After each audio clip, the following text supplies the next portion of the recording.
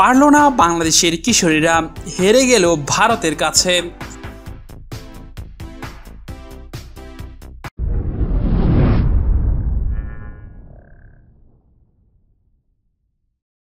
মুদ্রার অপর পিঠও দেখল বাংলাদেশের কিশোরীরা। পুরো টুর্নামেন্টে দুর্দান্ত খেলা বাংলাদেশ ফাইনালে এসে আর পারল না।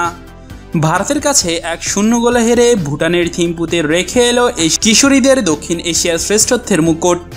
শনিবার ভুটানের রাজধানী থিম্পুর চাং লিমিথাং স্টেডিয়ামে দ্বিতীয় সাফ অনূর্ধ্ব-15 নারী চ্যাম্পিয়নশিপে ফাইনালে জিতে ভারতের প্রতিশোধ নিল গত ডিসেম্বরে ঢাকায় হারার।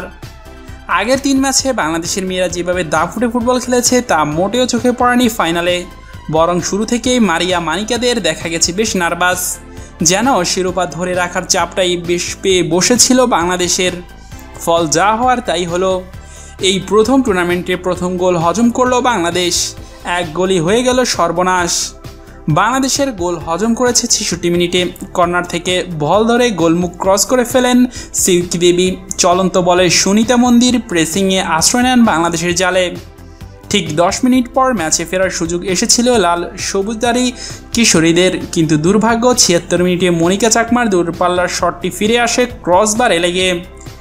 বাংলাদেশ দলে যারা ছিলেন আজকের এই ম্যাচে: মাহমুদা আক্তার, আখি খাতুন, আনাই মগিনী, নাজমা, নীলুফা ইয়াসমিন নীলা, আনুচিং মগিনী, মারিয়া মান্দা, মানিকা চাকমা, তহুরা খাতুন, শামসুন নাহার, সাজেদা শামসুন নাহার।